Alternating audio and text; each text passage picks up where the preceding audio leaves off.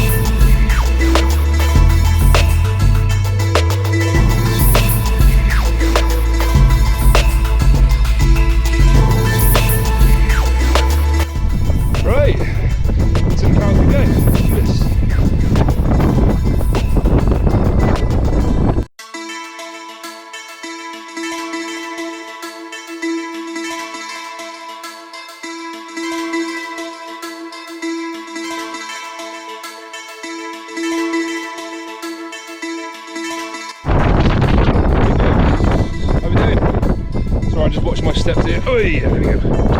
Right, yeah, you join me in the Brecon Beacons in South Wales. Not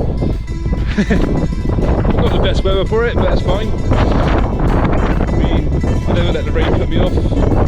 As the saying goes, there's no such thing as bad weather, just bad clothing.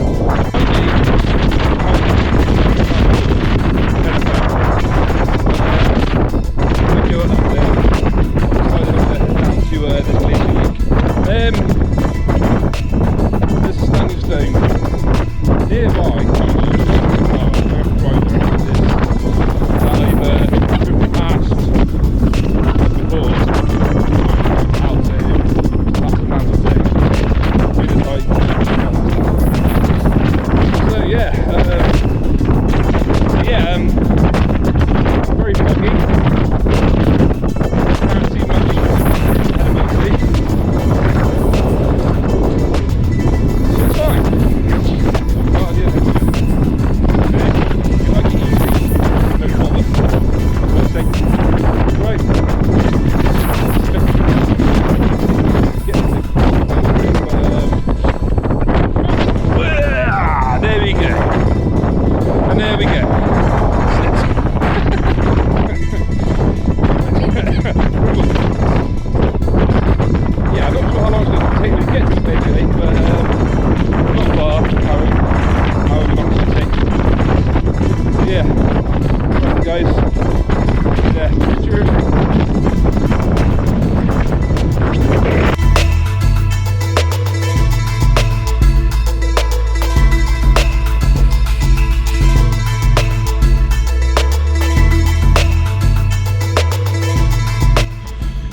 Yeah, I very much needed this.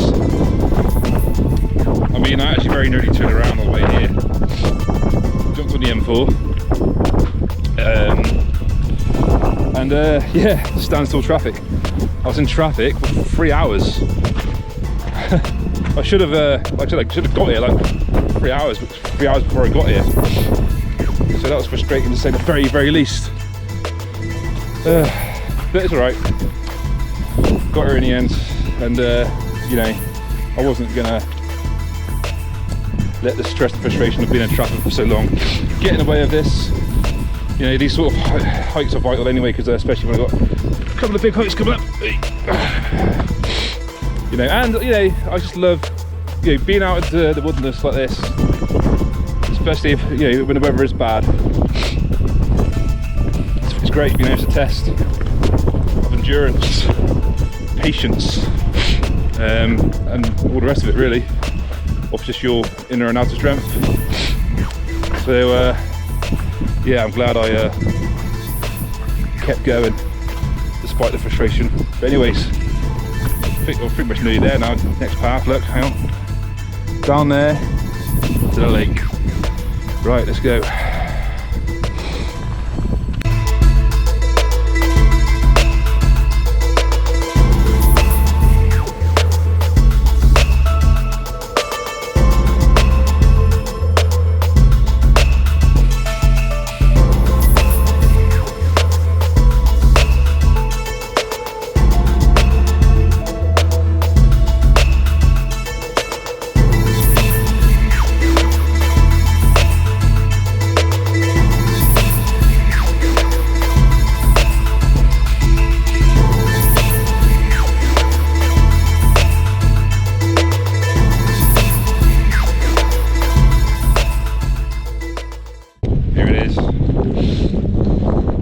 Made walking all that way in the rain completely worth it.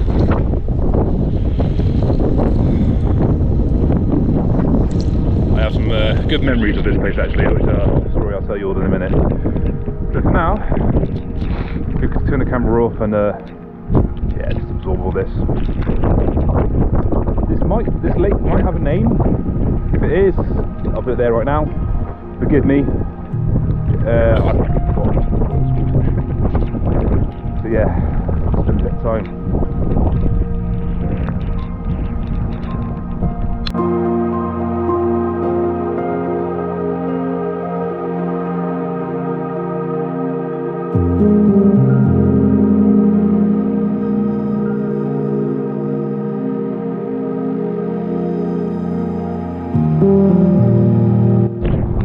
So the story I was going to tell you was a couple of years ago, me and a group of friends went for a long hike across the Brecons and ended up here. We actually camped by the lake. The spot pretty much here. We're camped under a tarp, all four of us crammed in a hammering rain. Then we all got up at around 2 in the morning and we hiked up to the peak of Corn Du, which is just there. And it was actually for summer solstice. And at the ungodly hours in the morning, after little or no sleep, we got up, packed up in the pitch black, went up there, got to Corn Du. Sun, version of sun, very, very, very special and fond memory.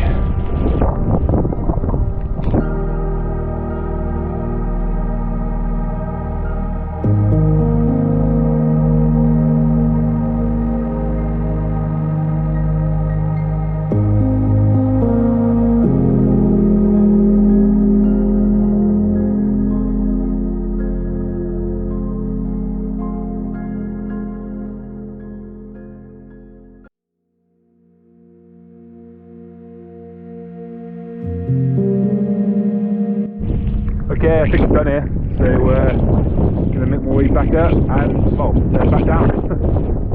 So I got to head up to where Corn Du is, just before the peak. Then you head down the mountain, back to wherever my car is, and then we'll get on to the next stop the next stop of today.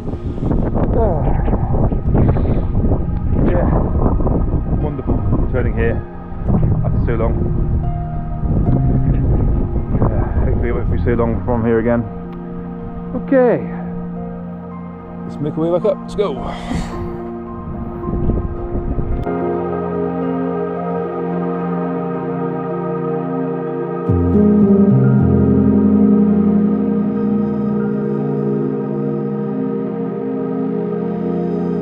Looks like the sun's starting to come out. Stopped raining. Cool. So it looks like the walk down isn't going to be anywhere near as treacherous as the way up. Nice.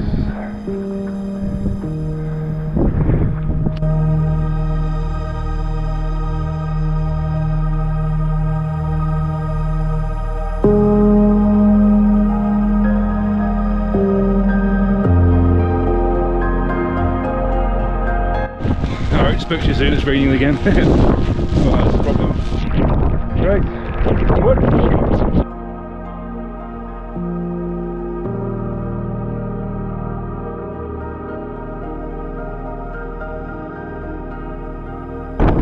So this obelisk here is to commemorate a 5-year-old lad that sadly died at this very spot when he lost his way on this mountain. Very tragic. No 5-year-old kid should have to go through that. Tragic.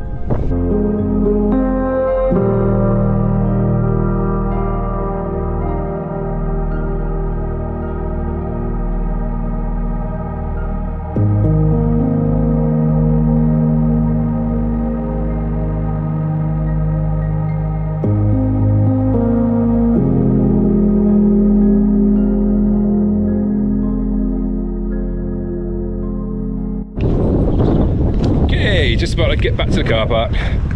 So that was awesome. Really needed that. That was a good test on the GoPro to see how it handles the rain, and it's handled it very well. One thing I noticed is that my hiking boots are flooded. It seems that there must be a hole in there somewhere, because these are really waterproof. They've never let me down in the past, but today they got absolutely flooded. So I'm gonna have to get that sorted out. That's all right. I'd rather find out now than find out later on when I'm on an even bigger hike. And yeah, then I would be screwed. So yeah, anyway, let's get back to the car. Right, just trying to work out my route. I don't have any signal, so I won't be using any maps. Well, sat navs. So I'm just sort of figuring out what I can and go from there and try and lag it. I know I got to go left. I know it's that way. So I'm just sort of working this out a bit. Alright. We'll see how I get on in a minute. Hopefully, I'll see you there in a bit.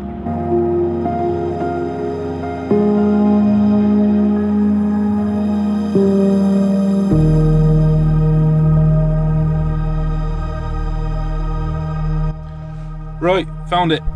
Let's go have a look. Let's go.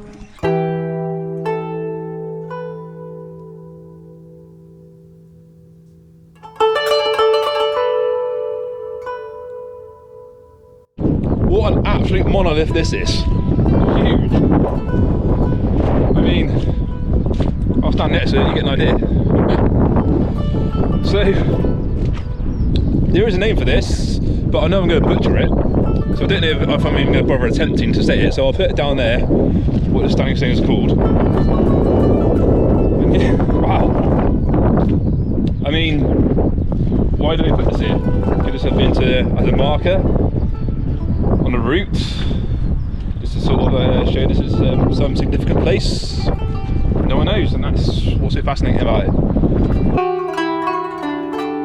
There is a local myth about this stone coming to life and drinking in the local rivers, which apparently is a common story for some standing stones. But however, this one's like thirsty than everyone else. So this seems to have the most water.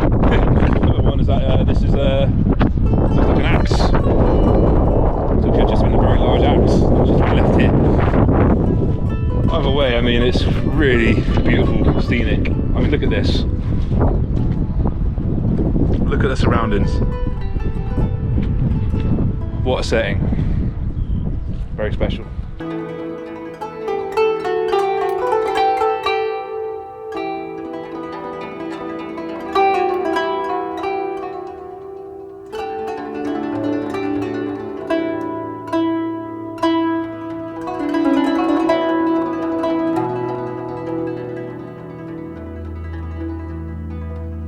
Right guys, that's the end of that video. Thank you so much for watching. It's been fun, it's been a good day. Really glad I did what I did, despite it being rainy. I think this day I sort of needed that, you know. It's been a while since I've been on a tough one like that. So yeah, I'm already feeling the reward already. But for now, I'm going to jump in my car, go home, get dry, get warm, have some food, and yeah.